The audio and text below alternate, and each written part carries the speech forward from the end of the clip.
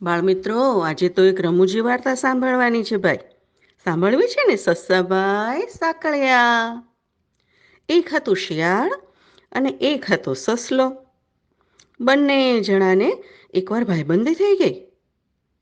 બેઉ જણા એકવાર ગામમાં ચાલ્યા. રસ્તામાં બે માર્ગ આવ્યા.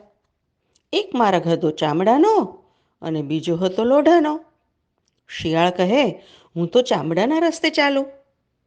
પછી શિયાળભાઈ તો ચામડાના રસ્તે ચાલ્યા અને સસલો ચાલ્યો લોઢાના રસ્તે.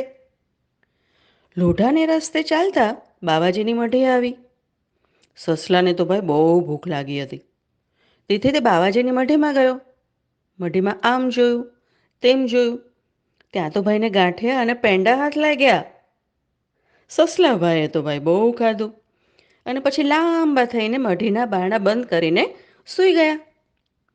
એટલામાં તો બાવાજી આવ્યા ને મઢીના બારણા બંધ જોઈને બાવાજીએ પૂછ્યું, એ મારી મઢીમાં કોણ છે?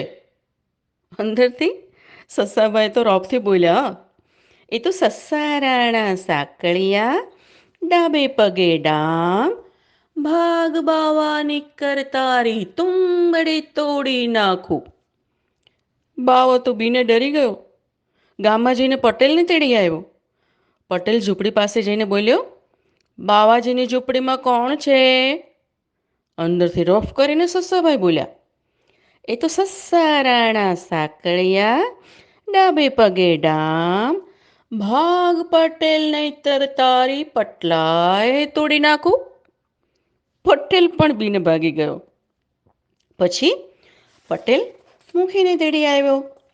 મુખી કહે, કોણ છે ત્યાં બાવાજીની ઝૂંપડીમાં? સૂતા સૂતા જ સસલાભાઈએ તો રોફ બંધ કર્યું.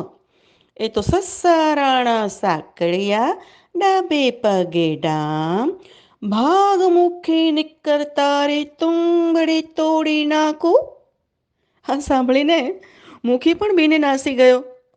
પછી તો બાવાજી પણ ગયા. બધા ગયા.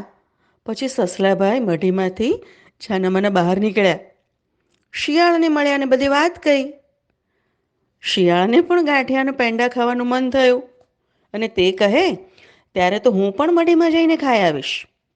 સસલો કહે, ઠીક, જાઓ ત્યારે, ચાખો ગાંઠિયા પેંડાનો સ્વાદ. શિયાળભાઈ તો અંદર ગયા. ત્યાં તો બાવાજીને થયું કે હા, મારી મઢીમાં કોક આવ્યું છે. ફરી પાછું એમણે રાડ પાડીને કહ્યું, મારી મઢીમાં કોણ છે?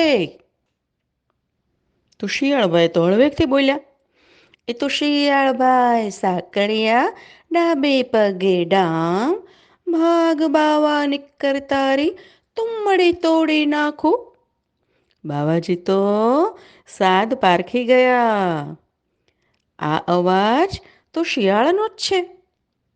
પછી બાવાજીએ બારણા ખખડાવ્યા અને અંદર જઈને શિયાળને બહાર કાઢ્યો અને ભાઈ ખૂબ માર માર્યો. શિયાળભાઈને તો ગાંઠિયા પેંડા ઠીક ઠીક મળ્યા. ખાધું, પીધું ને રાજ કર્યું અને પાછું ગાંઠિયા પેંડાનો માર પણ મળ્યો.